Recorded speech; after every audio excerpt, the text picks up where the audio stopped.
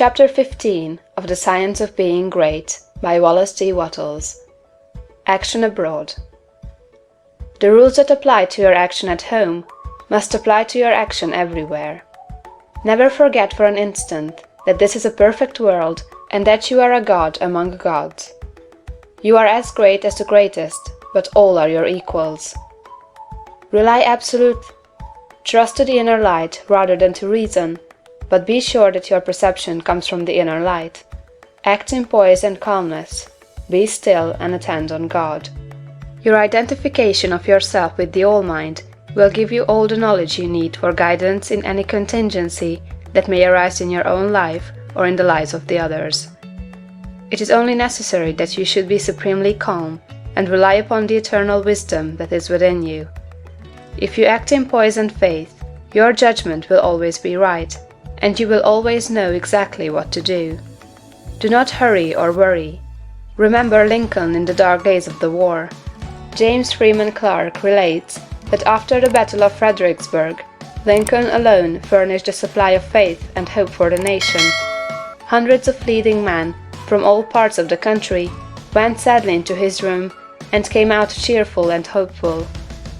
They had stood face to face with the Highest, and had seen God in this lank, ungainly, patient man, although they knew it not. Have perfect faith in yourself and in your own ability to cope with any combination of circumstances that may arise. Do not be disturbed if you are alone. If you need friends, they will be brought to you at the right time. Do not be disturbed if you feel that you are ignorant. The information that you need will be furnished you when it is time for you to have it. That which is in you impelling you forward is in the things and people you need, impelling them toward you. If there is a particular man you need to know, he will be introduced to you. If there is a particular book you need to read, it will be placed in your hands at the right time. All the knowledge you need is coming to you from both external and internal sources. Your information and your talents will always be equal to the requirements of the occasion.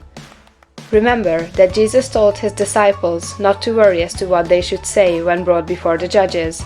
He knew that the power in them would be sufficient for the needs of the hour. As soon as you awaken and begin to use your faculties in a great way, you will apply power to the development of your brain. New cells will be created, and dormant cells quickened into activity, and your brain will be qualified as a perfect instrument for your mind. Do not try to do great things until you are ready to go about them in a great way. If you undertake to deal with great matters in a small way, that is, from a low viewpoint, or with incomplete consecration and wavering faith and courage, you will fail. Do not be in a hurry to get to the great things. Doing great things will not make you great, but becoming great will certainly lead you to the doing of great things. Begin to be great where you are, and in the things you do every day.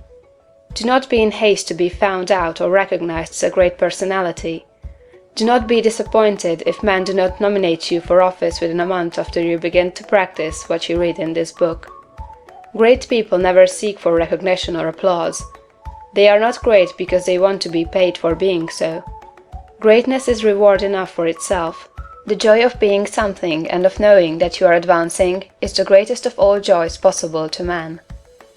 If you begin in your own family, as described in the preceding chapter, and then assume the same mental attitude with your neighbors, friends, and those you meet in business, you will soon find that people are beginning to depend on you. Your advice will be sought, and a constantly increasing number of people will look to you for strength and inspiration, and rely upon your judgment. Here, as in the home, you must avoid meddling with other people's affairs. Help all who come to you, but do not go about officiously endeavoring to set other people right. Mind your own business.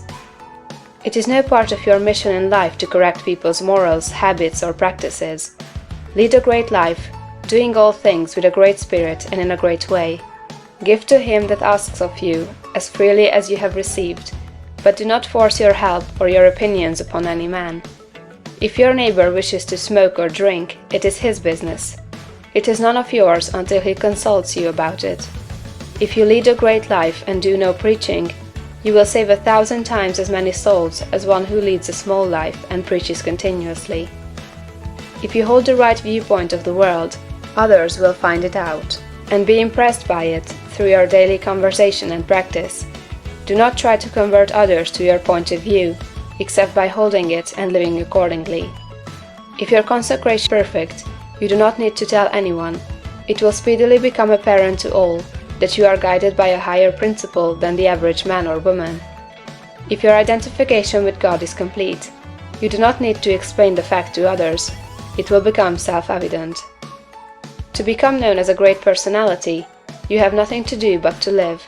Do not imagine that you must go charging about the world like Don Quixote, tilting at windmills, and overturning things in general, in order to demonstrate that you are somebody.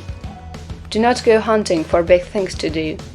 Live a great life where you are, and in the daily work you have to do, and greater works will surely find you out. Big things will come to you, asking to be done. Be so impressed with the value of a man that you treat even a beggar or the tramp with the most distinguished consideration. All is God. Every man and woman is perfect. Let your manner be that of a god addressing other gods. Do not save all your consideration for the poor. The millionaire is as good as the tramp. This is a perfectly good world, and there is not a person or thing in it but is exactly right. Be sure that you keep this in mind in dealing with things and men. Form your mental vision of yourself with care. Make the thought form of yourself as you wish to be, and hold this with the faith that it is being realized, and with the purpose to realize it completely. Do every common act as a God should do it.